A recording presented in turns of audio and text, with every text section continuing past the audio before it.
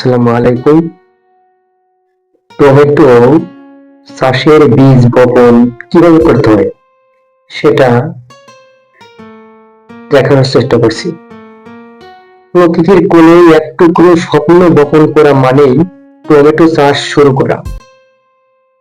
আর সেই স্বপ্নের প্রথম ধাপ হলো ভালো বীজ নির্বাচন। বীজ বপনের আগে 10 থেকে 12 ঘন্টা ভিজিয়ে রাখুন পরিষ্কার পানিতে। এতে অঙ্কুরোদ্গম দ্রুত হয়, চারা হয় সবল। বীজতলার মাটি ঝুরঝুরে ও জৈব সারযুক্ত হওয়া চাই।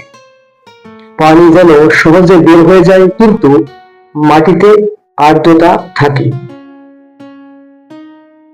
বীজ খুব গভীরে নয়, মাত্র আধা ইঞ্চি মাটির নিচে বপন করুন।